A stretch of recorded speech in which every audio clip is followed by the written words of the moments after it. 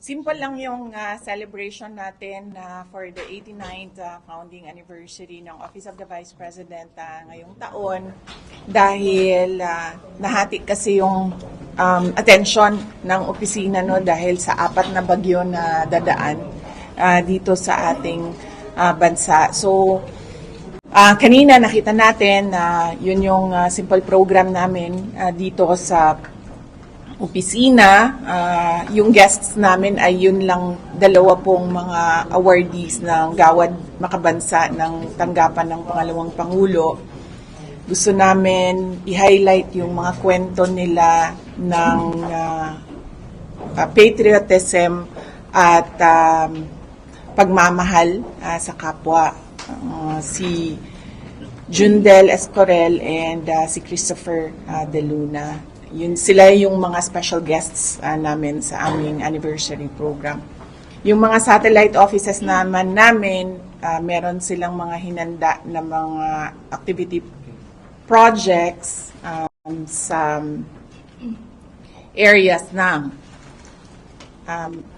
Makato, Boracay, Tikaw Island, Hingoog, Talakag, Bukidnon, Lingayen, ulit. Okay. Sa Butig, sa San Fernando, sa Batuan, sa Mayoayo, sa Hingoog, sa Dulag, sa Makato, sa Malay, sa Lingayen, Talakad, Isabela City, at sa National Capital Region, kasama na ang Ifugao. So, sa susunod na linggo, lahat yon ay pupuntahan namin para gawin yung mga OVP Thanksgiving 89th anniversary. Okay. Paano question lang po, wala po bang mga iba pang kaalyado o kilalang tao na nagpapakilig ng pagbati ng anniversary ng OVP? At dapat po wala po pumunta ang iba? Kaya nga sabi ko, simple lang yung celebration namin. Unang-una dahil 89th anniversary lang ito at mas pinaghahandaan namin ang 90th anniversary sa susunod na taon. Plano namin imbitahin yung mga nakaraang mga pangalawang Pangulo.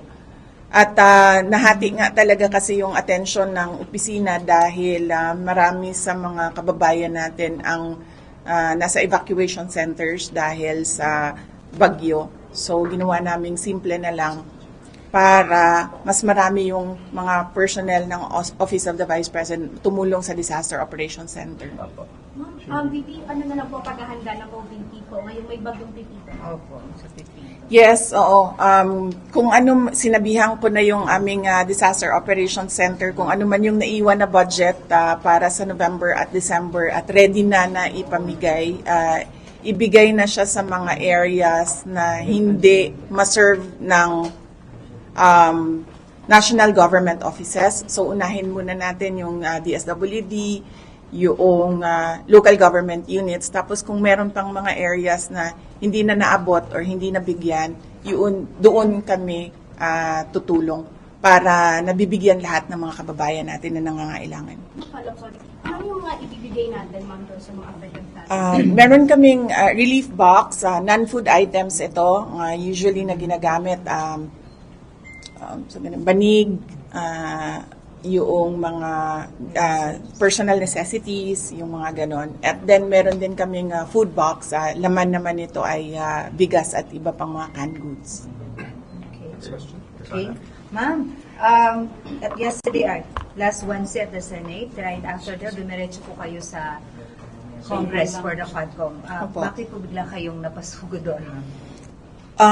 Yes, after nung Senate budget hearing, pumunta ako sa House of Representatives. Sinamahan ko si dating Pangulong Rodrigo Duterte sa pag-attend niya sa hearing ng Quadcom. Ma'am, you were there until it finished. How was it po? Kasi may nakuhanan ka ng video na umaganyan ka na, iba-iba na yung reaction. So, how was it po? How was it witnessing the hearing? Pagod talaga ako nung araw na yon dahil hindi kasi namin alam kung anong mangyayari sa budget hearing. So, buong the day before at noong umaga na yon naghahanda kami para sa Senate budget hearing. So medyo pagod ako. Nandun ako kasi, yes, sinamahan ko si dating Pangulong Rodrigo Duterte, and usually kasi hindi siya nakikinig sa mga kasama niya. So humingi sila ng tulong sa akin na kung anong isabi, pagsabihan, gano'n. So did you do that, ma'am? Humingi ng tulong, tas did you approach him to tell him what is supposed to be, Doon lang sa sinabi nung kasama niya na 6 a.m. pa gising. Nagsimula yung araw niya 6 a.m. and mga around 10:30 p.m. na ata yun. Sinabi nung na baka low blood sugar na. So, ay hindi ko makain. So, nagpaalam ako na i-excuse na lang siya but ayaw niya. Pero, naniwala naman siya nung sinabihan namin siya na kumain na muna siya. Pero ma'am, how was it po? Kasi earlier the Senate, you said you don't expect a fair trial for fair hearing po for the President. Kayo, you were there mismo. So how was it po, PP? Well, as a lawyer, hindi mo na talaga maintindihan kung ano ang rules na ginagamit sa mga hearings, no? And they use inquiry and investigation interchangeably. So hindi mo alam if it's an inquiry, you're a research person. If it's an investigation, you're a witness or an accused. So saksak sinagol na kung sa Bisaya pa ang nagapanghitabo. Okay. Ma'am, Ma'am, sorry, last na po. sige pa. Ma'am, may mga kumalat na video. The President asked you, I think when you were about to leave na po that time, na how was his performance from 1 to 10? What was your answer to him, BP? Sabi niya, kumusta yung performance ko? And I said, best dramatic actor. Sabi niya, you have to rate from 1 to 10. Sabi ko, you're at 12. But he was really at 12 now. Yes. Ma'am, bakit best dramatic actor? Kayo na lang yung umintindi. Nakikita niyo naman sa ginagawa niya eh. So, nakikitang-kita. Ma'am, I know na, of course, you were there at the hearing. Of course, nandun din yung inyong karibal, si former Senator Trillanes. Of course, hindi ko siya karibal. Saan ko siya karibal? Red. Pero ma'am, kasi parang niraise yung former... No contest, Red, ha? Nirehash na mga, yung mga bank accounts po ni former President Duterte, ni Mang Adilet, saka sa inyo daw, na joint account daw. And sabi po ni PRRD na he's willing to quote him, magbigti daw po in public, and he will also push you and your brothers, Kong Kulong and Mayor Baste, to resign daw, pag totoo daw po yung bank account. Your reaction po, ma'am? Oo. Actually, yung listahan ng bank accounts, madami yan di ba? Noong, was it 2016 na nilabas? Oo. Hanggang ngayon, may file ako niyan. Kasi nung lumabas yan, isa-isa ko pinuntahan lahat ng bangko. At tinanong ko sila isa-isa sa mga nakapangalan sa akin at yung mga accounts. Meron talagang mga accounts doon na hindi alam ng bangko, hindi ko rin alam, pero nandoon siya sa listahan. So, tinatanong ko yung bangko, bakit may ganito? Sabi nila baka non-existent talaga yan na mga accounts. So, meron akong accounting even nung mga sinasabi nilang transactions, tinanong ko din yan sa bank. Okay, sa akin naman po, may buntag, ma'am.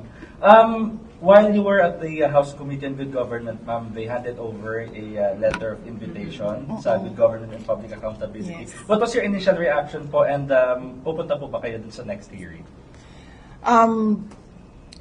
Initial reaction ko, siguro narinig nila yung hearing ko sa Senate kasi yung interview ko sa Senate na narinig nila kasi tinanong ako doon bakit hindi ako pumupunta sa mga hearings. Sinabi ko kasi hindi ako naiimbita. Totoo yun. Nakalimutan ata nila na imbitahin ako. Inibitan nila ako isang beses lang doon sa unang-una. Pumunta ako, umupo ako doon. Hindi man nila ako tinanong kung nakikita nyo, nakaupo lang ako doon. Nasasayang yung oras ko, kaya nagpaalam ako kung pwede akong umalis. Pinayagan naman nila ako na umalis ako. So, hindi ko alam kung bakit, inimbita nila ako, hindi man nila ako binigyan ng mga tanong, pero hindi ako a-attend na sa hearings na susunod. Kasi nandun na ako pumunta na ako, tapos wala man silang ginawa sa akin, pinaupo lang nila ako doon. Pero we plan to send a letter, we plan to say why, and then I plan as well to submit an affidavit about the confidential funds. Under oath din naman yung affidavit na yan. And for all the others, we plan to tell them kung ano yung pwede nilang gawin sa akin. Opo. Ma'am, additional sa binanggit ni Red, though this is not new anymore, binanggit ulit ni Trillanes yung sinasabing yung kapatid niyo daw po is the drugs dealer, even implicated your husband po na si Attorney Ansalpin. What's your take on this one? Siguro mas maayo kung sila na lang ang ato ang patubagon ni Ana. No? Sila na lang ang pasagutin natin, si Congressman Pulong Duterte and si Attorney Manasseh Carpio. I'm sorry, I have to ask this. Yes. Sinabi ni Presidente sa hearing na, sige, bukas na mag-imbestiga ng ICC. Are you worried about this statement? Kasi parang palabas na rin ang Malacanang saying na if the President will surrender himself, parang wala na rin silang magagawa. It's best to be answered by the lawyers. Meron din akong lawyer sa ICC, but hindi kami nagkausap kasi after nung hearing, so hindi ko alam kung anong way forward nitong ICC. Opo. Pero you think, ma'am, the family has to prepare doon sa naging statement ni Presidente? I mean, the PRRD po.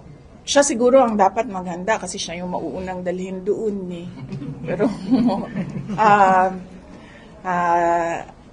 sa akin, wala pa naman sabi ng mga tinatanong namin, wala naman ako doon sa complaint, wala pa ako doon sa investigation, wala pa lahat. Pero naghahanda.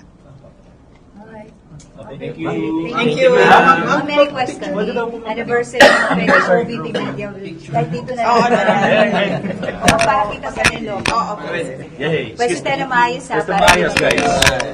Magsisitras na yun. Reporters muna. Ay, ito. Iba-iba. Kasi di kasya eh.